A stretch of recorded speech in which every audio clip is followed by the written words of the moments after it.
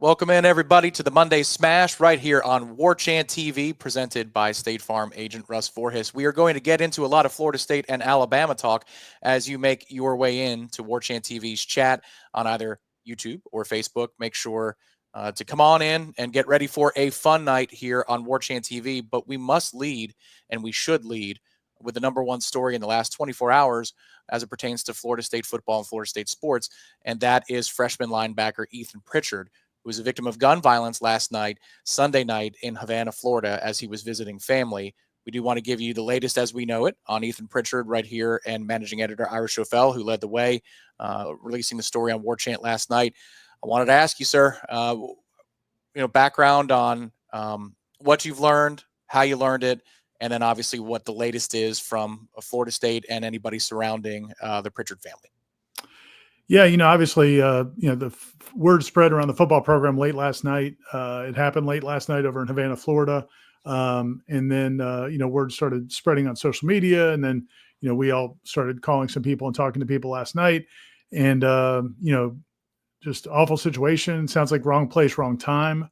It sounds like from everything we've heard, Ethan Pritchard he wasn't involved in any incident. He wasn't the target of the incident. It was a mistaken situation, just an unfortunate, tragic situation. And he was shot, and he was transported to a hospital in Tallahassee, which is great that they were able to do that. He got much better care than he would have. Havana, Florida is a rural community. It's not that far away. So they were able to get him to Tallahassee. Mike Norvell was with him in the family late last night. He's from Sanford, Florida, but they had family in town as well. And so I think they were able to get some family there quickly. And then Mike Norvell was at the hospital through the wee hours of the morning. They met with the team this morning and shared what they could tell them with the FSU players. A lot of them already heard something about it, but they met as a team this morning. And, Mike Norvell shared what he could. And now they, had the day, I guess, fortunately or unfortunately, depends on how you look at it. The football team doesn't practice on Monday during the season, so they didn't have to worry about getting through practice. On the flip side, maybe for some of them, it might have been good to just have a little bit more normalcy, but they'll get back to practice tomorrow. Ethan Pritchard's listed as in critical but stable condition. We're not doctors, but the understanding is critical still means life-threatening. He's not out of the woods yet, but stable means they've stabilized him. And so condition's not deteriorating, which is really good news. There was a procedure done late last night or early this morning. And, so now it's just a matter of how he recovers, and the medical personnel, they know how to handle it. The fact that we haven't heard any great progress today doesn't necessarily mean anything. It could be that the doctors are taking their time with, kind of trying to bring him back, from where he is right now. So, no new update other than the critical but stable condition. And just, everybody in the athletic department for sure, but everybody, I think, in the Florida State community, including ourselves, are just hoping for the best for Ethan Pritchard. And, it's cliche to say football is trivial, especially at a time like this. But, man, you just hope that the guy, whether he can play football again or whether he, is active again, you just hope that he makes out of this okay. Yeah, this is something, you're right. Whether you're a media member, a member of the fan base here at Florida State, student, whatever it is, all of our hearts go out to the Pritchard family, and we are pulling for Ethan. And we will provide you any information as it comes to us via warchant.com, via Warchant TV. And we hope that the news that comes from this point forward is positive and notes of healing for Ethan Pritchard. It's not easy to segue from one to the next, but we're going to start the countdown clock that we usually run ahead of the program. But this was the top story of the last 24 hours. And again, as we have more information, we will provide it to you, and we will gear up and have some talk about the massive upset, Florida State and Alabama, and the energy will pick up as the show goes along. But we know, just like you in the chat, just like you listening on the podcast, everybody's heart is with the Pritchard family. With that, let's begin the countdown clock, and we will start the smash in 30 seconds.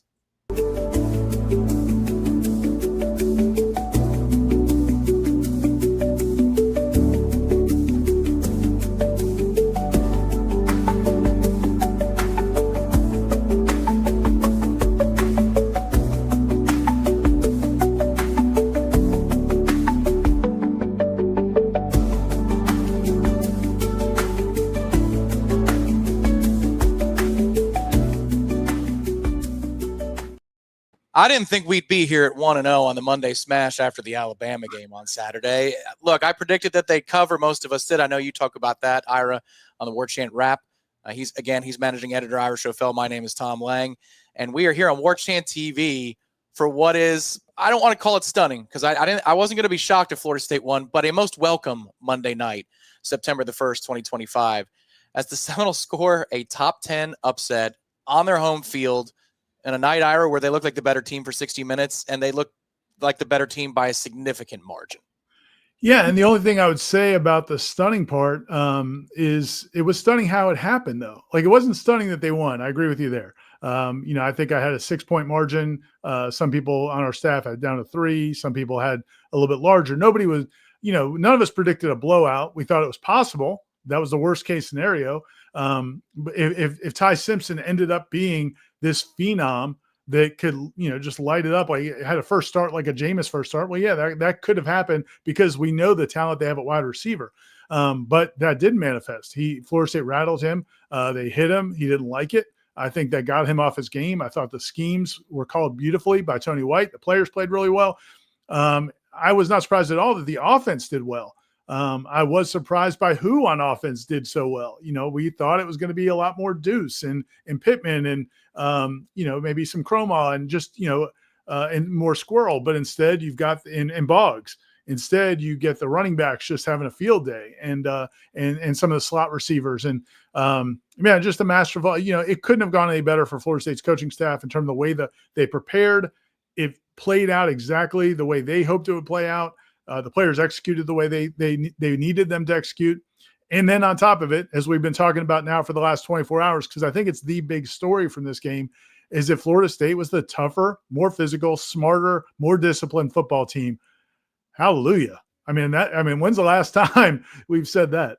It's been a minute, and I would tell you, here is the stunning thing to me, Ira, was the manner in which Florida State controlled the game defensively was through strength and numbers. I didn't see that coming. Yeah. It felt like the theme of preseason camp and Bama prep was that Florida State had 11 to maybe 15 at most guys that they liked on either side of the ball, but it was going to be the inner circle that plays in this game and airs it out because those are the players that can be trusted. That kind of was the message from both coordinators, but and it sounded like there was a gulf between the starters and maybe a couple key reserves and then the next group. Not so on defense. Holy cow, Ira. They played a ton of people like it was 2023 when Florida State was rotating dudes in and out. Defensive line, linebacker, secondary. Was it 25 yeah. players participated on defense in key moments, and they all contributed, it felt like. Just about everybody had at least a play or a moment where you're like, him too? That was the stunning thing. And that sets up really nicely for the rest of the season that Florida State has quickly established depth through one game against Alabama. Yeah, and I don't know whether or not, maybe some of the Florida State assistant coaches or coordinators were kind of maybe fudging things a little bit because they were not talking up some of the guys that played big roles in this game. In the first drive, Shaheem Brown got out there. They didn't talk about Shaheem Brown one time in camp. We were wondering about KJ Sampson. Is he out of their plans now? He was not on the depth chart. Sure enough, he played early in that football game. So I don't know if it was a case where some of those guys had good last weeks or so, or maybe it was a case where they realized, hey, this game's going to be a long physical game. We need to rotate. We need to keep guys fresh so that we can win it in the third and fourth quarters. And then those guys just played really well. It also could have been just where it was contagious. I think what we saw last year, and again, I'm not going to bring up last year a lot, but I think that was contagious. The poor play was contagious. Guys not making plays led to other guys not making plays. I think when you've got a quarterback who's making plays and you've got linebackers and DBs who are hitting like Earl Little and Justin Cryer and those guys, I think those other guys may be fed off that. It may have been a better performance than this coaching staff even expected. I don't know that for a fact, but you could see a scenario where guys just kind of started feeding on that. And then once they smelled blood in the water, because, man, you could tell that Alabama was tired of getting hit, I think, on both sides of the ball. And certainly their quarterback was. And again, if you're a defensive player, it's blood in the water. And also, as Tony White said in his press conference yesterday, It helps morale. Yeah, you think? I mean, now these guys that played in the Alabama game are most certainly going to expect that they'll be on the field this weekend for East Texas A&M and for the Kent State game and moving forward. I mean, they're hosting a mega game. It looks like it's going to be a hype fest for Miami coming to town about a month from now. But what a difference that makes, Ira, if you are a KJ Sampson, or certainly, Blake Nicholson had a big Blake number, Nicholson, yeah, or Shaheem. A lot of these guys, and I know that Mike Norvell was mentioning a couple guys are getting patched up and are on the mend as well. Now that you could go hit the recruiting trail, you could talk to kids that were on campus this weekend and say, see, we play a lot of people, young man. And you could be in the rotation as early as game one with us, even as a true freshman. That keeps everybody's attention. Like, what a secondary win on top of the very obvious win. I don't think players would have held it against the coaches, Ira, if they were 2 and 3 lines down on the depth chart and Florida State got the upset of Alabama. But in this case, it's all the better because they got to play, which they want to do, and they did score the upset, and their classmates are all running on the field and storming the field at the end of the night. And real quick, I saw a couple things in the chat. I haven't seen everything in the chat. It's going pretty quick. I'm sure we're going to have a nice turnout tonight, as you guys did on the Jeff Cameron show. And I saw the numbers for Wake Up Warchant. They're doing huge numbers. So FSU fans are very fully engaged right now, certainly with Warchant TV. But one person asked about donations for the Pritchard family. We've seen a lot of people asking that. I will be reaching out. I meant to earlier to some people at FSU to see if there's anything set up formally yet. We don't want to give, we don't want to, have competing different efforts out there. I will talk to people at FSU and we'll put it out on Warchant Twitter and the message boards when there is something formal, if there is some sort of way to give to the family to support them. And then also somebody asked if I've done shots yet. We have not done shots yet. That's going to be coming at some point in the show. I'm well armed, but we have not done it yet. I've got a teaser video that's also going to be the intro video for that segment. And why do you guys want to see it? Let me know in the chat if you want to see the teaser video for Don Ira's shots. I have it available right now. We'll give that just a second. Before we hit that video, I wanted to know, Ira, I'm assuming that you might have caught the game at least one extra time because it's not been on ACC Network on repeat as it should be the last day and a half. I'm wondering, as you get farther away from the game, if there's a player that you were thinking about when you were doing the wrap and the post game and writing, and maybe now you think about them, you're like, wow, that was a big play, a big moment, and somebody that's worth giving some flowers.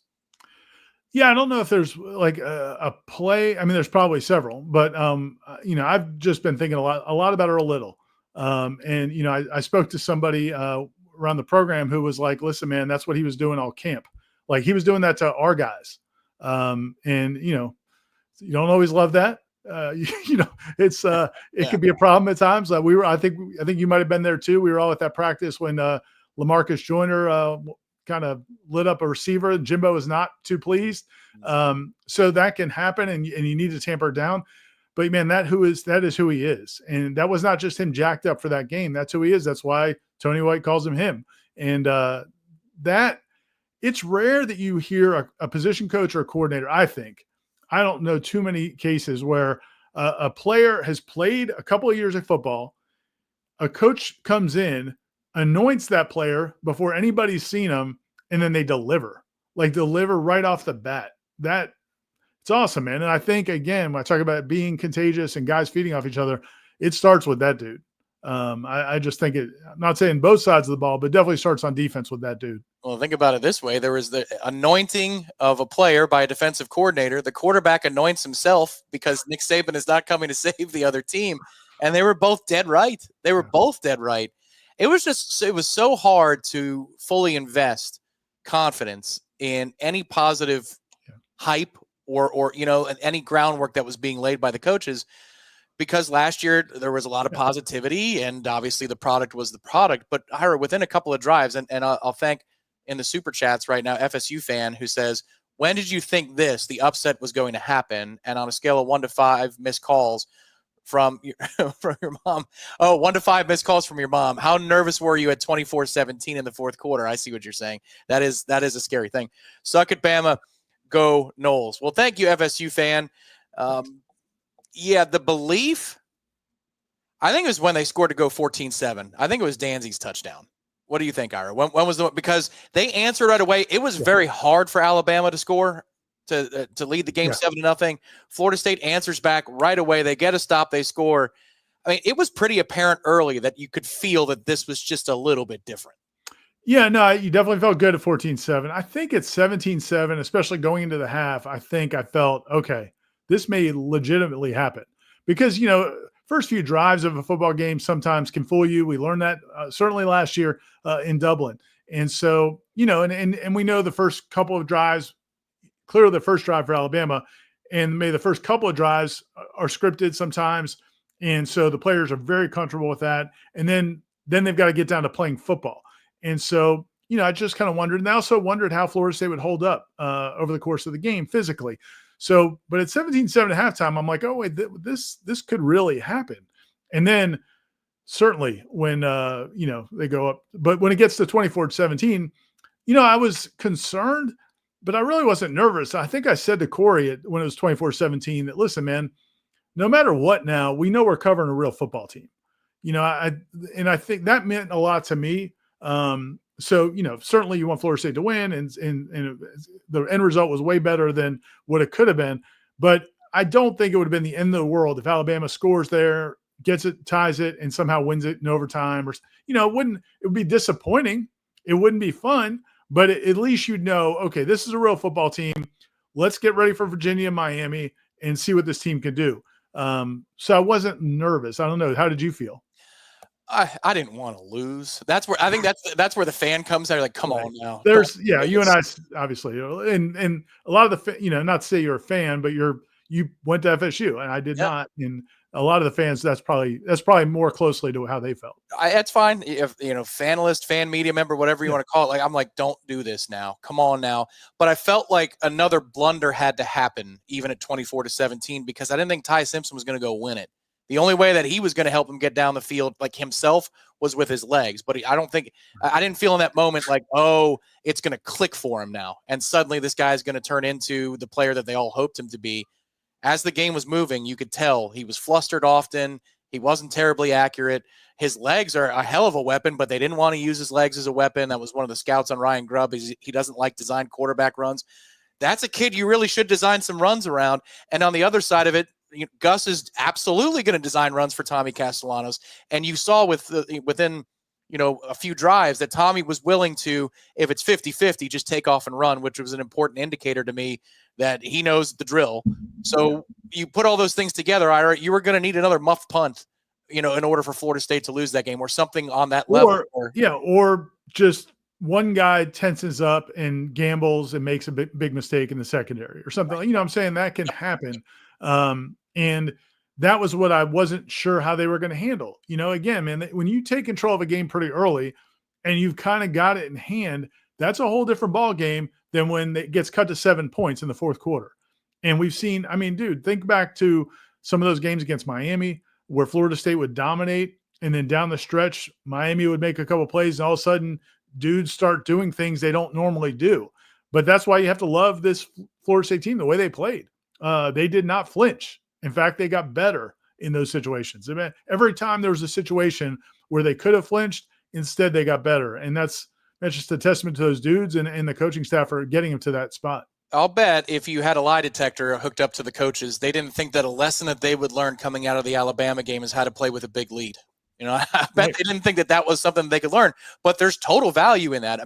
Ira, you've spoken to how many coaches over the years, dozens and dozens of coaches and players. That is its own different pressure, playing in front, because you don't want to screw it up, but should you keep your foot on the gas? There's that middle ground there where you are also going to lean on your coaches and your coordinators, but they had to go through it too with these players.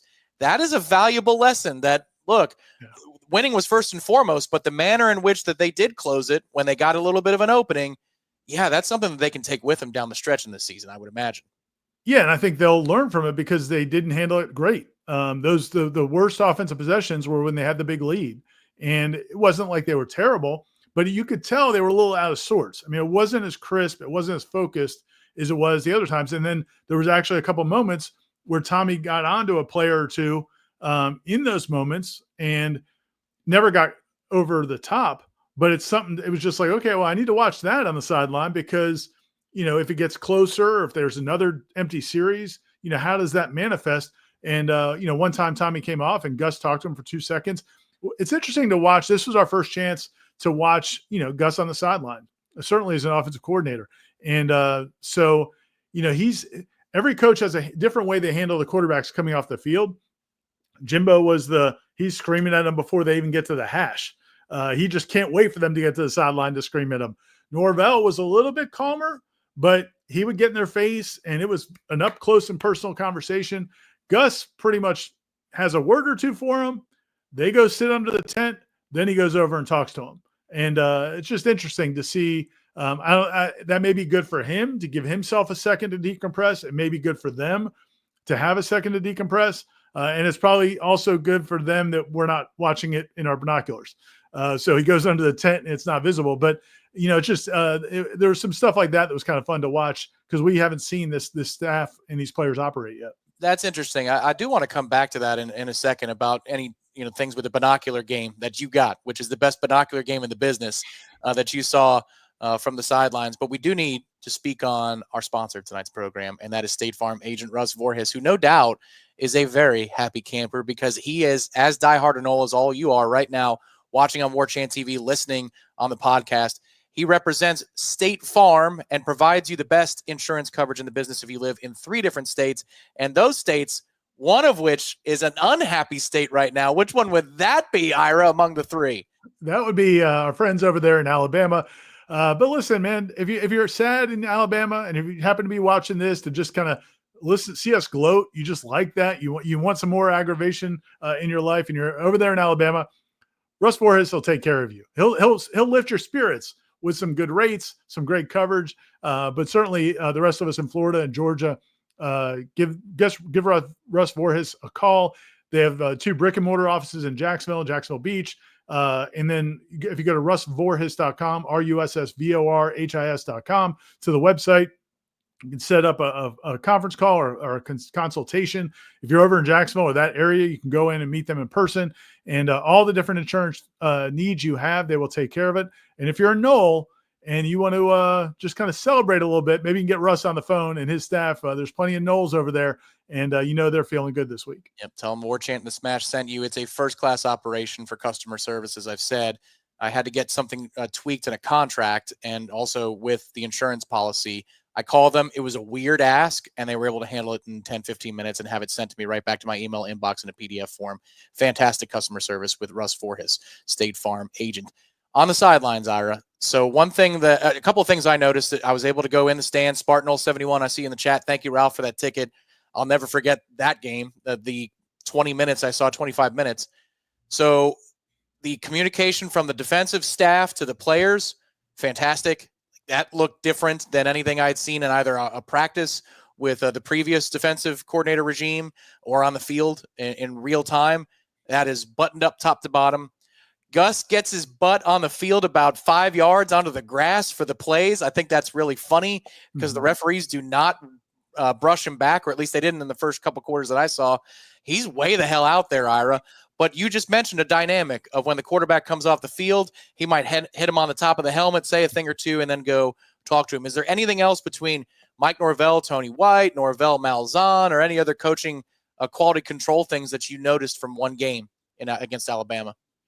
Well, right off the bat, I was curious, who was going to be in the booth because the coaches wouldn't really talk about that. Who would be up in the press box for the coaches, the eyes in the sky, feeding information to the coordinators. And I think it was all analysts. It's Zach Arnett for defense, which makes perfect sense. He's a former defensive coordinator. What a luxury that is, by the way. So, Zach Arnett played for Tony White, coached with Tony White, has been a defensive coordinator in the SEC. He's been an interim head coach in the SEC. And you pick him up as a late addition as an analyst, and you get to put him up in the box. So he's seeing exactly what Tony White needs to know about personnel and personnel groupings and the substitution patterns from Alabama and how they're playing things. So he's getting great information. Then, like you said, Tony White, I thought his staff did a great job. Tony was actually critical a little bit. He thinks it could be better, which is on brand for Tony White. From what we've seen so far, he's never going to be satisfied. And then the offensive staff. Yeah, same thing. I guess I'm guessing they had one of the analysts up there because I saw all the offensive assistants on the field. I meant to ask Gus that yesterday who it was, but I think it was probably the quarterback analyst, but I'm not 100% sure. But all the position coaches were down there. So, I think the the other thing, just watching some of the interactions from players is, man, they are together. Like, and what I mean by that is, in years past, a lot of times you might have just different factions on the sideline, just players, kind of the players who aren't playing a lot, players who are not as involved in the game plan might be kind of spread out a little bit on the sideline because they know they're not getting in anytime soon, and not even necessarily sulking. They're just kind of doing their own thing. But it really felt like there was a concerted effort to have guys, even if you're not playing, to be with the other guys in your position group, with the other guys on your side of the ball. Tons of guys under those tents. All those conversations are held under the tents. They're not doing it out in public where any of us can see, or any prying eyes can see. Maybe there's a worried about the guy from Michigan in the stands or something. So, just it seemed like a very well coordinated sideline. And then the other thing I noticed I thought was a great moment was when Jalen Lucas had the muff punt. Man, every single guy on the team went over to him and was encouraging him. He obviously was devastated. That was a huge point in the game. And if the defense doesn't come through, it could have been a huge turning point in the game. And it was just cool to see all the guys rally around him, and definitely seems like a real together team. Now, again, they didn't have a lot of adversity in this game. They didn't get behind early. They didn't have a bunch of things go wrong. So we'll have to see how that all plays out later. But for a first game, I thought for a team with 50 new players, it was really promising. Oscar says in the chat, thank you for the contribution. I didn't want to believe until Juice's big stop on 4th down. Yeah, I mean, Mike brought it up today. Norvell did in the press conference. A couple of 4th down stops that maybe combined for 1.5 yards, maybe 5 feet were the space between the football and the chains. And Juice Cryer had one of those. Jabril Rawls had another to ice the game at 31-17. We want to say thank you to Philip, who we saw at all the events this weekend, Corner Pocket, and we also saw him at Hotel Indigo. Thank you for becoming a member of the channel. Warchant Premier, appreciate you, Philip. Thank you so much for the support. We'll get to Seth in just a second, but I teased it. Y'all want to see the video. I'm going to run this little teaser video. It's only 10 seconds, and then we're going to get through the plan here with Don Ira Schofel for how we're going to do the shots for this evening's show.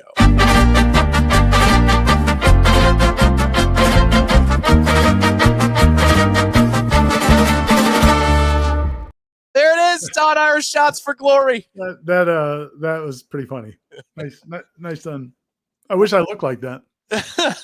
Hey, man, you don't know how you look in a tuxedo till you rent a tuxedo or buy one. So just make sure if you do that, it actually says in Don Ira on the pocket of the tuxedo. We'll play that again as we do the carrying out of Ira's promise here. You said 2, Ira. Yeah. So is it back to back? Are we spreading it out? This is your call. I think we're gonna spread it out. Partly because I've got 2 separate bottles. I've got 2 celebratory bottles here that were gifts. One of them from Phil and Kristen. They actually brought me a bottle on Sunday because the plan was we were going to do shots of tequila in the tailgating area after the game in the lot, in the intramural field lot after the game. But Phil and Kristen were at the Madso at 6:30 in the morning, waiting for the whole Tom Segura affair. Yeah. And so they were a little gassed and hungry by the time I got done with our post-game responsibilities. So I didn't get to meet up with them. But they brought me a bottle of, tequila Grande. It's their high proof. Viejo? Oh, Dovejo. Fine bottle of tequila. So that'll be the first shot. Grande Dovejo. All right, cool. And then we'll have another one later from our guy Chris in California that he sent me a couple of years ago that I have not opened yet. He emailed me last night and kind of gave us the blessing that this would be the right time to open that. I thought we might save it for a natty, but Chris was like, "Let's go ahead and go." That's the Dos Artes, right? Isn't that what it's dude, it comes in its own case. It's the Avion Reserva 44. Oh, holy shit. Sorry, excuse me. I didn't realize. You got the 44? Thankfully, this isn't on the radio. Yeah, it's will be. And Chris said the whole thing with this one was it's not, and Jeff and Chris and the tequila drinkers have tried to educate me that it's not always for shooting, it's for sipping. And certainly that's probably more for sipping, but that's not what we do on the show. And he said, if I want to shoot, I can shoot it. So I'll do the Grande Dovejo first. All right. And we'll come back with that. Is now the time? You want to? Well, maybe you could chatter for a second and I'll. Okay. All right. I can chatter. looks like people are very enthusiastic about the bottles that you have here in the chat, as they're enthusiastic about Florida State and the win going 1-0. What I'll do is I'll get a promo done while Ira is pouring. There we go. $1 for your first week at warchant.com right now. Head to warchant.com. $1 for your first week. This is the time. Oh, well, he's pouring. I'm not going to put the overlay up. He's pouring the shot. Okay, here we go. You get a year of access to The Athletic. After that 1 week is up, you will get $25 to Garnet and Gold. Now, Gene promised $50, but I believe that 24 hours has expired since the postgame show. You might get lucky, you might not, but you will at least get $25 to Garnet and Gold, a year of access to The Athletic. Join us at warchant.com, the largest FSU fan community. Excellent information on Florida State football, the team, Florida State football recruiting operation, all yours, warchant.com.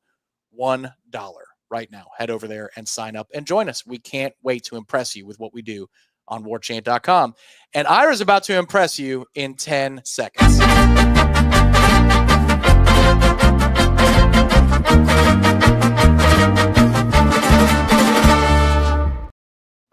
We've got the shot cam up. All right. I think one thing we're going to learn here is it's not just the fact that I got the $20 bottle of Don Julio that was the problem with my squealing after the shots. I think we're going to find out that even with a higher quality tequila, it's probably more about me just not being a good tequila drinker. But anyway, here's number one. Congratulations, Florida State, on beating Alabama. We didn't think it was going to happen, but we're certainly pleased that it did. So here's shot number one. Go get it. That torpedo glass. All right. Oh, late recoil. It's a late recoil. This has been shot number one.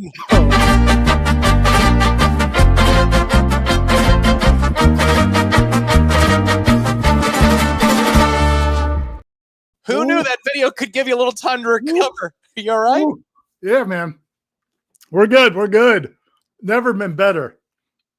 That was good. Good stuff. It's your show and your show only tonight. I had too much of the Lagavulin on Saturday, so this is yours. All right, how would you rate the quality of the tequila and the shot? And any definitely go ahead. Definitely smoother. Better tasting. I'm gonna give it a much higher grade, obviously. But again, I'm kind of a sissy, so it hit. It was. I saw somebody in the chat say, "Oh, love the delay." Yeah, man. At first, I was like, "All right, that was nothing," and then I was like, "Okay, all right."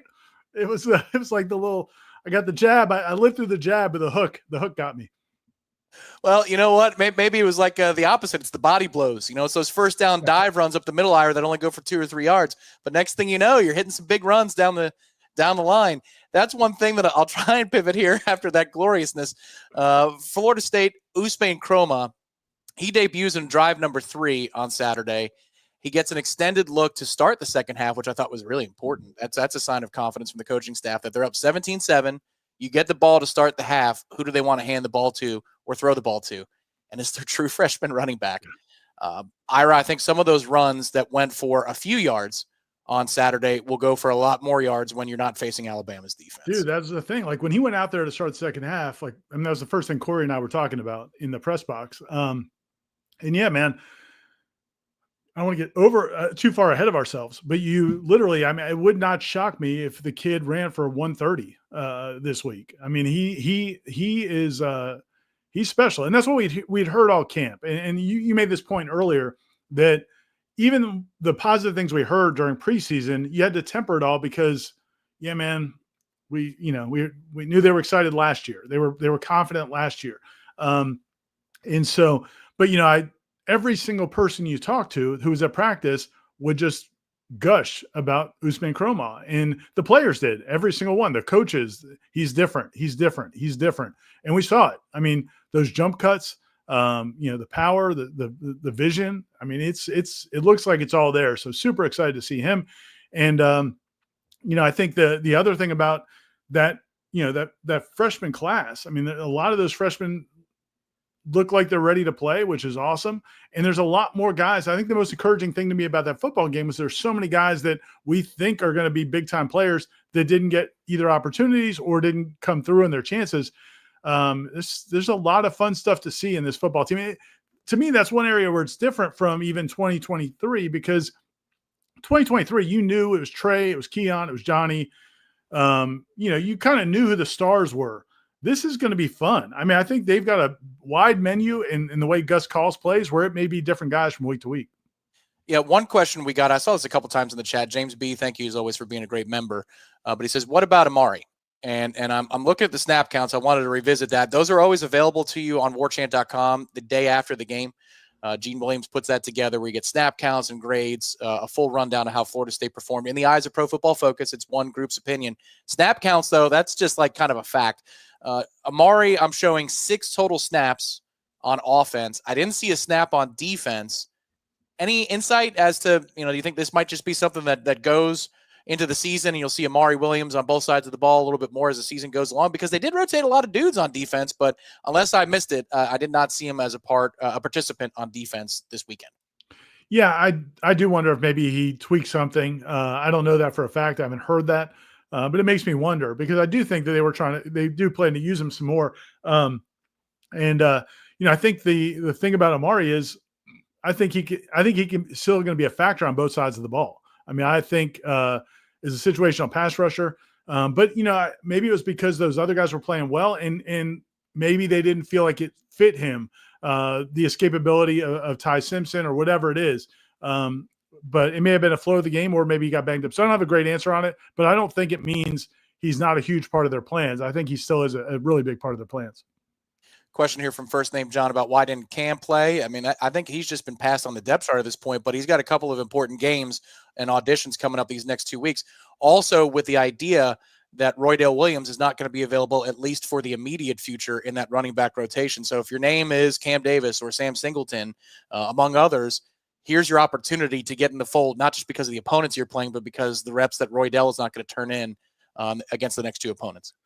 Yeah, I thought, Norvell really handled that well in the press conference today. He said, listen, it's not just a matter of Roydell's out. So now Cam Davis and some of these guys are going to get more opportunities. He pointed out that he feels like Cam has been playing much better in practice. Listen, I'll give this staff a lot of credit.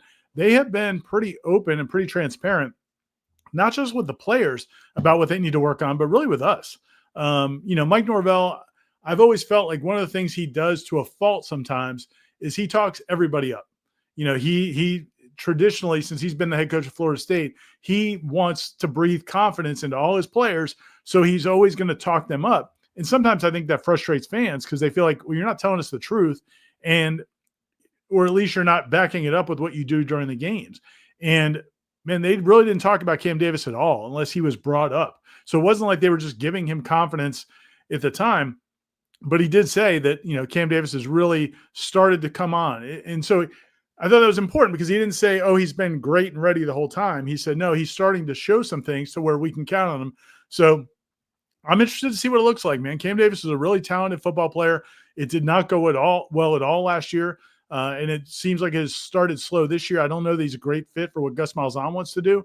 But that Roydell spot, that is a position they need. They get those tough yards. And Cam Davis might be a guy that can do that.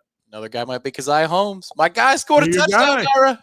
I was so happy. I really was so happy to see that. And also, nice job to catch the pitch. It wasn't leading him all the way. That toss pitch, he had to make just a little bit of an adjustment on, and then he turns on the Jets and scores a touchdown. That's a big moment. I don't know that I'm going to get another one, but maybe I should expect that he might be at the goal line back, Ira, because it was Alabama. That's a big moment. Yeah. And they trusted Keziah Holmes inside the 5-yard line. Yeah, and I mean, we saw him show signs of being able to do that last year. I mean, it seemed like they wouldn't give him opportunities, but when they did, he came through a lot of times, especially down in the red zone. And yeah, man, it's been impressive the way they have identified, and that's what we all hoped Gus Malzahn would be, because that's what he said he would do. I remember back in the spring when Matt Lassera went and covered that coaches clinic, and Gus said, "Listen, if I've got a guy who's great at one thing, we're going to find him a way to do that one thing." And I thought you saw that in that football game. The way they got McDansey the ball, the way they got Jalen Lucas the ball, the way they got Keziah the ball, the way they used Roydell, it was in what was also cool about that was they all knew their job. Like Roydell on that 4th and 1 or 4th and 2 is not trying to, jump cut and break a long run the way maybe Lawrence Tofili did early in his career. It's like, no, dude, your job is to get that tough yard. And he did it. I think he got 4 yards. And that's the thing. Like, they all seem to really understand their role, embrace their role, and we're able to execute it. And that's across the board: offense, defense, special teams. I mean, you just can't say enough good things right now about this coaching staff and the way they prepared them for that football game. Yeah, 7 different players carried the ball on Saturday. I never would have guessed that. I would have thought 3 at most, and maybe 4 if you count the quarterback. But 7 different players, including Tommy Castellanos, carried the ball. Once again, Florida State's ratio: 49 runs and 14 passes. We'll see if that ratio holds, but that's unbelievable. Spencer, thank you so much for the contribution. My goodness, always so generous. It was great to see you at the Corner Pocket on Friday, looking strong. Continued health to you, my friend, and thank you so much. He says, great win by the Noles, and Warchant's coverage has been superb. Keep chugging, Ira. Thanks, Spencer. I appreciate it. I know you're cheering me on. You're not laughing at me. I'm gonna assume that. Everybody, the size of the shot glass, everybody's cheering you on. That would be inhuman otherwise. FSU fan says, also hoping we could do something for Ethan and his family. Financial link. This is something that Ira brought up before, but we appreciate the contribution, FSU fan. As we get information, we will share that with you. Thank you again, FSU fan. Seth Hausman says, I think we can breathe on the 3-3-5. Multiple is a better description. Yes, we played lots of 3- and 4-man fronts, and the personnel varied greatly. Hopefully we get a D-Rob defensive breakdown for this game. We intend to. We certainly have got some time to break down the Bama game just by the nature of the schedule. But I hope that you watched the previous Dominic Robinson breakdown, because it would have prepared you for the multiplicity that Florida State doled out there against Alabama, because the breakdown that D-Rob did showed you even fronts, odd fronts, 6-man pressure presentations, 3-man old school traditional 3-3-5 presentations. So if you watch that, you were ready, Ira, for what Florida State was doing on Saturday, which was all kinds of crazy stuff. Yeah, and I think that it's a great point. And listen, man, even some of the former FSU players that I've gotten lucky enough to have relationships with, where we text sometimes during the season. Texts weren't real positive last year, obviously. But even as excited as they were about Tony White and what his track record says, even some of the guys that played in the NFL, that played under Mickey Andrews, were a little wait and see with that scheme, because the 3-3-5 just kind of concerned them. And I texted one of them last week, and he's like, I need to see it. And I think everybody is pretty happy with the way it looked. Now, that doesn't mean it's going to be perfect every game. Again, if you look back at the last couple of years for Tony White at Nebraska, and then even back at Syracuse, there have been games where teams, for whatever reason, have had success, like 1 game a year or 2 games maybe a year, where maybe Tony White just didn't have the answers. Now, I will say this: back in the spring, I was at an event, and Stephon Thompson was there, and James Williams, and they talked about the difference in caliber of talent that and this was not a media event. This was a social gathering that I happened to be at. And they were talking about just the different overall talent that there is at Florida State on defense compared to what they had at Nebraska. And they were so excited about being on the field with those kinds of guys. And I kind of wondered, man, I was kind of a little bit like, are you just thinking what you think Florida State is because you've seen you grew up with Florida State being good 10 years ago or whatever, or the 2023 team. But I wasn't sure if they knew what they were talking about. But I think you saw in that game, man, the guys that we saw play in this defense last year, and Adam Fuller's defense last year, who did not look nearly as fast as they look now. And it makes you wonder, I don't know, why is that? Just conviction in what they're doing, knowledge of what they're doing, comfortability. I don't know what it is, but even the closing on the balls, when Alabama Alabama schemed some guys open. I thought Florida State outcoached them on both sides of the ball, but they did have some guys open. But every time they hit them, the DBs and linebackers were there in a blink. Man, that looked like a really fast defense, faster than I expected based on what we knew about these players. There was a play in the first half. It was a screen to the right. And at the moment that it's complete, it's right around the line of scrimmage. I want to say it's around midfield. I remember this because I was in the building for it. And for a moment, Ira, there's only one defender there, and he doesn't have a great angle. It might have been Edwin Joseph. And you think, oh, that could be an explosive, like 15, 20 yards. It ends up only being 5 yards. Because he kind of blew it up a little bit. Correct, because you got guys coming like bats out of hell in order to get and cut off the play before it becomes too much of a problem. I mean, it's just those little things that you didn't see last year, and it might be that my instinct was last year. I'm like, well, that's around the corner. Nobody's going to be there. Well, no, somebody's there this time. And I do want to answer this question real quick. Greg Turner says, any word on Edwin Joseph? I did actually catch a word from somebody close to the team on Saturday night. I don't know if you've talked about this or not, but it looked worse than it was the message I got. Like good news, because that in the moment inside the 5-yard line when he's face down, that looked not so great for Edwin Joseph, but I heard not nearly as bad as it looked on the field in the moment. Yeah, I hadn't talked to anybody since, but that was kind of the vibe I got that night. But now it's awesome. Yeah, no, hopefully he's totally fine. And the good thing about the way the schedule lays out now is, again, you do have these 2 games. It's so funny, man. Like I thought these 2 games in this bye week could play against you, because if you didn't play well against Alabama, you almost have a month to really get a chance to redeem yourself.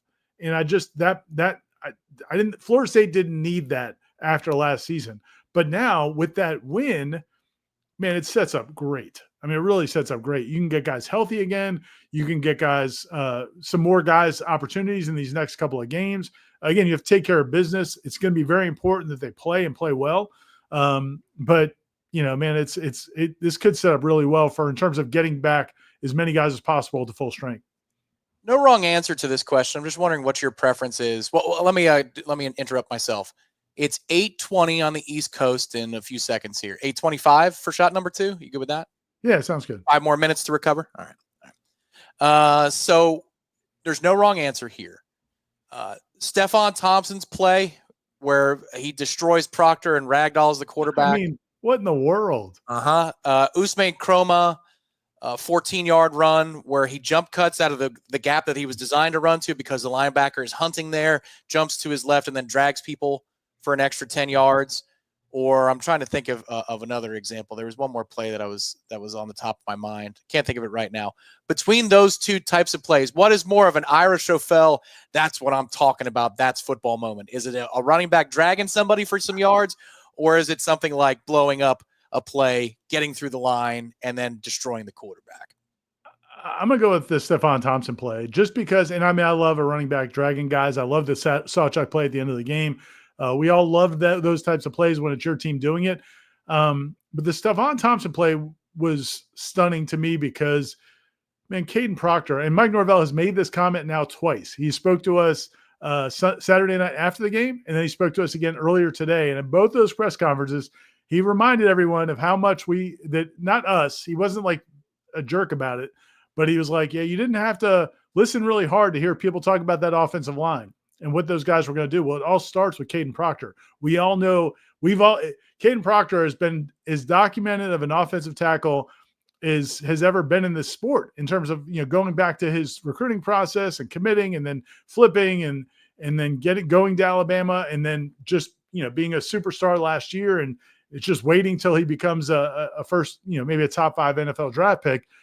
And to do what Stephon Thompson did to him, I mean, man, that was awesome. Also because Stephon Thompson didn't get to do a lot of that last year. Like, he played at Nebraska, but he didn't do a whole lot. It seemed like Matt Rule didn't really love him. It seemed like he came in out of shape. It wasn't a good scenario. So the question was, is Florida State going to get the Stephon Thompson from 3 years ago at Syracuse when he made a lot of plays, or are they going to get the guy that's kind of on the tail end of his career and his best days are behind him? That play was awesome, man. I mean, I just thought it was awesome. Again, it wasn't from your superstar. It wasn't from Jared Verse. That, I think, again, I keep coming back to that. You know, in 2023, that was a superstar football team. It was all about the superstars. It was about Jordan, Verse, Fisk, maybe Bethune and Deloach, the Keon and Johnny, and you know, it was the superstars. This team is not that, man. It's about Mandrell Desir. It's about, you know, just dude after dude after dude. Ashlyn Barker. I mean, when you're guys who are like, nobody in the Alabama fan base probably knew half of the names of guys that were dogging their best players. That's pretty cool. That's fair. Yeah. Well, and you saw some good responses as well. And I know it's Mike's favorite word, but you know, Alabama's final touchdown of the game, Jabril Rawls has a chance to make a play on the right side. It's one-on-one. He just misses the tackle. I mean, it's a good player he's going against, but it's a missed tackle. But then the fourth down to seal it because Florida State goes into 4-minute offense and runs the clock out. Who's the guy that's flying in like crazy? And I guess he chest bumps Simpson in the head in order to stop him just a half a yard short. I mean, that's what you want to see. It's reckless abandon they're playing with. And my favorite play of the game was the first play of the second quarter where they've got a fake to the right. I've said this on a few of our shows already, but fake to the right. It's a throw to the left. They've got it blocked up potentially. There's only one defender there who could make the play. It's Quindarius Jones. And he finds a way to get through multiple blockers and stop that play in its tracks. It gets a little bit lost on the TV side because the DeBoer interview was going at the same time. Again, I was so thrilled to be in the building just to see it because there's a lot of room for Alabama to run there. But Ira, that speaks to something that Dominic Robinson was pointing out in the video, which is some of these guys at Syracuse, the tape he was running, they're just so well coached. If their job is to keep contained, they will keep contained. And Quindarius didn't have a perfect game by any stretch, but that type of play tells me about training, studying, buy-in, all of that stuff. Sometimes one football play can tell you all you need to know about how much guys respect their coach and then also are putting in the work outside of the hours that they have to put in the work. Yeah, that again just blew me away how smart this football team was. Just nuances, things that and again, like we were hearing stuff in preseason camp. When Aslan and I were out last week, we did the promotional event on campus. And so Aslan and I were giving away, or we're educating these students that they can get a free subscription. And we'll do that right here. If you're an FSU student, if you have an FSU.FSU.edu email address, if you email support@warchant.com, they'll give you a free subscription to Warchant. And so we were educating people about that. We were also, giving out some gifts and some koozies and things like that.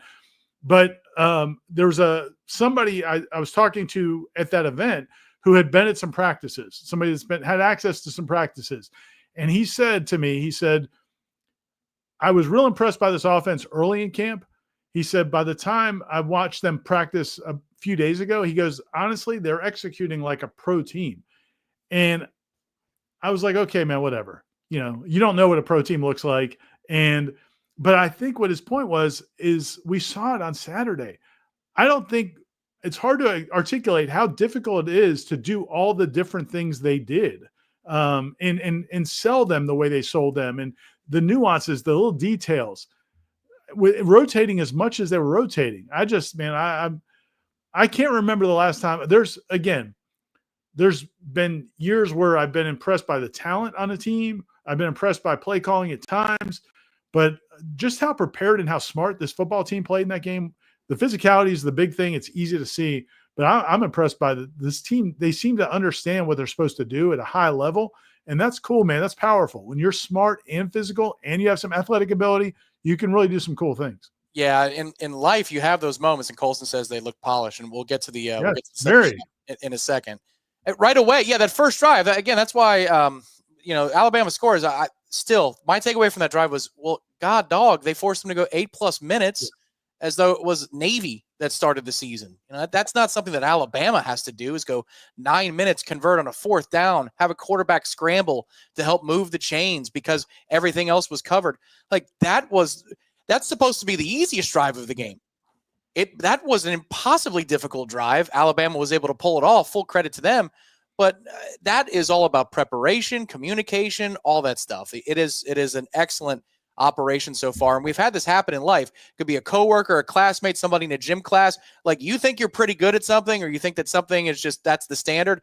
And then somebody comes in, it could be a theater. Somebody comes in and acts and they blow everybody away. And you're like, what is that? That's different. That's different. It's the first kid you ever saw dunk. You're like, you can actually, that's real. That's not just on television. That's what I thought the operation looked like defensively. Because Tatum Bethune, when he wasn't a part of Adam Fuller's tenure, Ira, it was a little bit difficult on the communication front. I felt a little shaky about it. They got like 9 dudes who are communicating with consistency. That was the defense communication was really, at one point I'm like, do they all have earpieces? Like, do they all have the green dot? Like, what's going on here? Yeah. Jabril Rawls had said in the middle of camp that, we've got our hand signals down, our pre-snap communications. I'm like, all right, man. Wow, he was right. And you know what else is right with this world? It is time.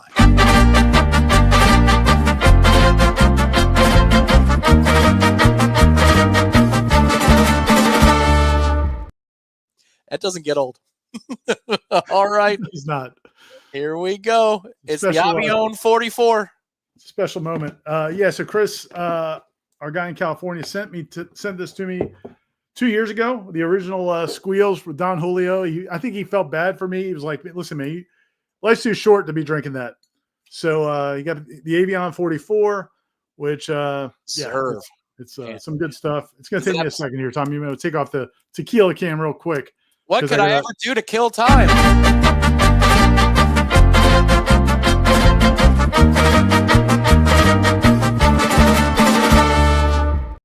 Well done, buddy. Well done. So yeah, well, let's get this going here. I could have prepared and like opened all this beforehand, but I wanted to that's a good sound right there. It came through just enough. You could hear the popping of the cork. Yeah, it's good stuff. That's an expensive cork smell right there. Yeah. It's not, this is, we've come a long way from me asking the guy in the Publix liquor store, hey man, which tequila should I get? And he gives me the $17.99 version of Don Julio. All right, let's go. Oh, look at that. It's a different amber. It's a little, or timber, whatever. I don't know. It's a different color. It's a little different color than the other one we had here. All right, let's go. Florida State, congratulations. Huge win for the Noles. I said I would do 2 shots. I'm doing the finest tequila available here in Killarn, at least where I'm living. So here we go. Oh, yeah. Wow. All right. Also has the hook. Yeah, it got me the jab, but it came back with a hook.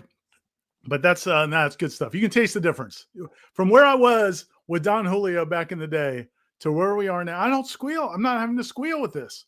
Now it hits. It hits. It might have had the hook, but I got to tell you, you passed the test right there. That one, yeah. I feel like that was the smoothest one by far, but I can feel it. And man, I'm looking forward to sipping it, man. If it's that good as a shot, I can't wait to sip it. Thanks, Chris. Appreciate you. Thanks, Phil and Kristen. And I've got a couple other bottles here. I've got Ingram's bottle from the Battle's End. I still have that. I haven't really put too much of a dent in that one. Oh yeah, you got the Cambio. There's some room there. All right, got a long way to go there.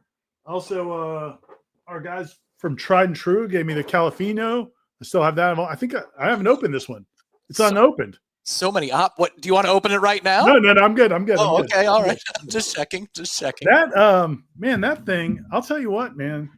I'm Team Avion 44, Tom. All right. I'm Team Avion 40. That thing, it's got like almost like a peppermint taste afterwards. Like it's this show may go on a little while tonight, Tom. After we go off the air, I might you have to come by. Okay, well, you know what? We have the chance to do the classiest thing in the world. I still owe you lunch from the Orioles Mets bet. Maybe you could bring the bottle to the table and just 2 shot glasses, please. And give me some of your finest bread. We could sit down and enjoy the 44. That looks good though. That presents very nicely. Yeah, man. Chris was not playing around. This is this is good stuff. Chris was on the money. Avion 44. If you want to reach out and if you want to be sponsored, if you want to sponsor the Smash, I think Russ will be cool with it. That's some good stuff. Outstanding. Now it's time to briefly promote what we have coming up next here on warchant.com over this week, because Alabama has its own vortex pull, and I'm sure there's still more that we're going to discuss on the website coming out of Alabama. I would really like to put together a few plays and animations from the game that were impressive and maybe unheralded for people to consume. But also, Florida State has a chance, Ira, to put together. Well, that was a very good Mike Norvell, there. Florida State has a chance to put together some extra depth, cultivate some extra depth, and put together some fun moments for people who love watching young studs play, like a Chroma, like a Shamar Arnaud, like Javen Boggs, who had a drop, but that ball was a little bit behind him.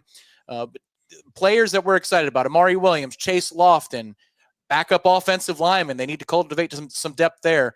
There's more to come on the football field, and obviously there's a lot of coverage we have as well. Recruiting could not have gotten a better result in that first weekend. Man, we are struggling. We're struggling right now to get all the content on the website. Matt's had several updates. The Kavion Bryant, the #1 quarterback in the 2027 class, We've had not one but two different stories about him and his visit. He got here Saturday, watched part of the game. He got here a little bit late, watched part of the game, then stayed all day Sunday and stayed part of today before going back. And Matt got him after he left Tallahassee today. So that story's up on the website. Michael's got recruiting updates on several guys that were here and also like a big picture, kind of looking at all the different recruits that were here and how that went. Those stories aren't on the site yet, but they're coming this evening. We've obviously had plenty of team coverage, and we'll have plenty more. My 3-2-1 cover column is actually going to get pushed back till tomorrow because we just had so much stuff. George Henshaw, Coach Henshaw's house is already up on the website. Usually we wait a little bit later in the week, but Coach Henshaw was like, hey, man, Sunday. He was so excited. He called me Sunday afternoon. Ira, let's get together. Let's do it. So that's already up on the site. We only have one homepage. So we're trying to get as much content on as we can, but there's plenty more coming, and it's been awesome. And I think Aslan and Corey mentioned it briefly. Warchant's always been, the biggest or one of the biggest sites in the network, but now we're also right now one of the fastest growing sites of the network because people are fired up about that FSU football team. We've got so much content coming on the site. Well, that's great to hear. That's a good news all around. Join us. Join the party. It's a lot of fun. This is a great time to get involved. And look, that first week, put us to the test. Head over to all the forums. Check out our articles. $1 for your first week. You will not be disappointed that you joined us over at warchant.com. Warchant TV always will be here for you. Hit the thumbs up underneath this video. Hit the subscribe. Thank you for coming here and supporting us on a Monday night. Tom, can I have my music? Can I have my music? Oh.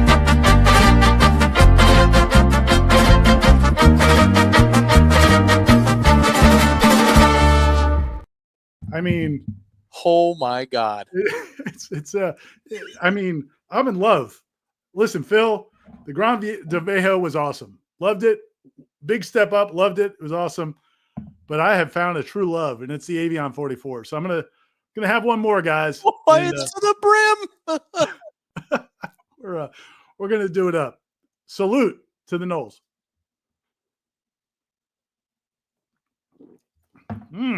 So impressed. Delicious. That's just so impressive. We're not squealing. We're not squealing anymore, boys. There we go. He gets a round of applause, everybody. Just because nobody should drink alone if they go for 3. All right, let's go. It's a swiggy swig. That's all. This is I've almost finished the Lagavulin from Saturday's show. Hey, how many people are drinking that out of the bottle? When you beat Alabama, this guy does. Just the one. We got to support our man, Don Ira. Do you want that music one more time, everybody, before we sign off? Let me know. Do you want the music one more time? I think they do. I think they do, too. You know what?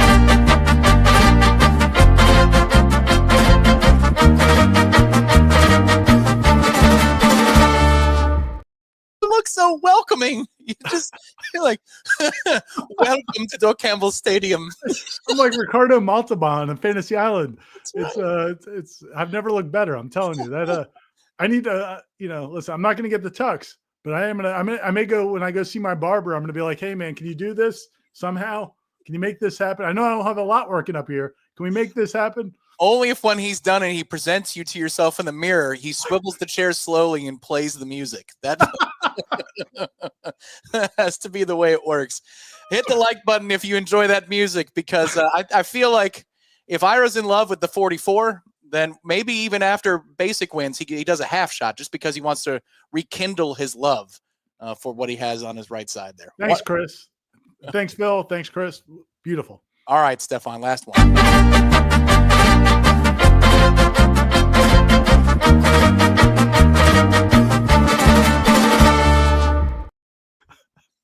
Eric Angel, thank you very much. It's over with 13-0. Cigars are coming out to Warchant. Thank you very much for the contribution. All righty, it's been fun. Director Nick Carlisle behind the scenes, thank you so much. Thank you to everybody who contributed to this program with your questions, your thoughts, and obviously as well, if it's actual contributions like Eric Angel's or Spencer's or everybody else, we really do appreciate it. Never necessary, but always appreciated. State Farm agent Russ Forrest, thank you for your sponsorship. For all the latest news on Florida State football, head to warchant.com. It's going to be a busy and fun week. And Ira, good luck to you over the next half an hour to an hour. If you haven't, okay, he's good, man. Good. One more for the road? I thought about it, but no, I think I'm good. You know what? Sometimes you just got to ride the high and just be good with it. We'll see. We'll see. I'll text you if I change my mind. Okay, but it won't be here. Good night, everybody. Hit the thumbs up on the way out. We'll talk to you next time right here on Warchant TV.